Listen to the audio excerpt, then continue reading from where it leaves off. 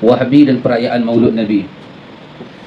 Itu berkaitan dengan orang kata Wahabi ialah mereka yang menolak perayaan hari kelahiran Nabi, yakni Maulud Nabi. Bismillahirrahmanirrahim. Fakta yang ke-27 iaitu bukan fakta, tuduhan yang ke-27.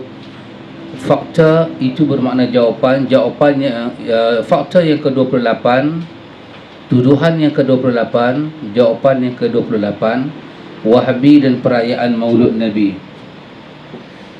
Itu berkaitan dengan orang kata Wahabi ialah mereka yang menolak perayaan hari kelahiran Nabi, yakni Maulud Nabi. Jika demikian ta'rif Wahabi, maka Imam Syafi'i dan para ulama Syafi'iyah selain beliau, selain Imam Syafi'i, ialah Wahabi. Ini kerana mereka bukan sahaja tidak pernah merayakan perayaan Maulud, bahkan menghukumnya sebagai perbuatan yang bid'ah di sisi ajaran Islam. Ini pasal dah baca dah, saja saya lalukan.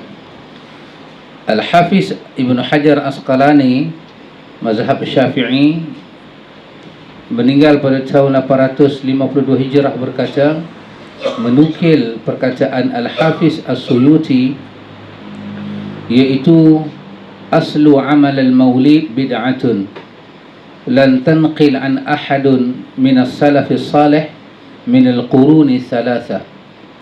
Hukum asal ini, kata Imam Ibn Hajar, dia petik perkataan Imam As-Suyuti, hukum asal perayaan maulud adalah bid'ah, dan hal itu tidak pernah dicontoh oleh para ulama salafus salih yang hidup pada 3 abad yang pertama.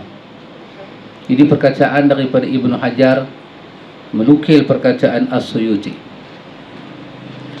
As-Suyuti ini banyak perkataan dia yang orang sekarang ni, ulama sekarang ni mengaku mazhab Syafi'i tak tengok pun buku dia. Mereka tengok buku Suyuti dua buku je rasanya. Yang pertama Tafsir Jalalain, yang kedua Asbabun Nuzul. Rasanya yang tu saja mereka lihat Suyuti. Adapun lain-lain kitab As-Suyuti membahas masalah bid'ah, langsung dia tak tengok. Fatwa As-Suyuti langsung dia tak tengok.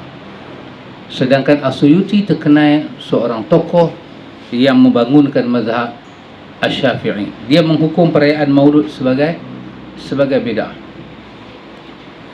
Sementara itu, salah seorang pembesar mazhab Syafi'i, Ibnu Hajar Haythami rahimahullah, dalam fatwa dia menyebut, wa ma yaf'aluhu katsirun 'inda dzikri maulidihi wa wada'a ummahu lahu min al-qiyam bid'atun lam yurid fiha syai'. Adapun apa yang dirayakan oleh kebanyakan orang ketika hari kelahiran Nabi dan saat ibu baginda melahirkannya, maka perbuatan itu adalah perbuatan bid'ah dan tidak ada satu pun dalil yang mendasari perbuatan tersebut sama sekali. Ini yang kedua dalam fatwa Haythami, Ibnu Hajar Haythami. Ibnu Hajar Asqalani, Ibnu Hajar Haythami, dua Ibnu Hajar dalam mazhab Syafi'i, kedua-duanya menyatakan sambutan maulud. Apa makna sambut maulud, ikhwan? Sambut maulud bermakna percaya pada hari maulud Nabi itu ada kelebihan-kelebihan yang tertentu. Siapa merayakan maulud Nabi akan dapat fadilat-fadilat tertentu, maka dicipta upacara-upacara tertentu, berarak tengah jalan, berkenuri kenara, kemudian mengaitkan upacara-upacara itu dengan riwayat-riwayat yang batil.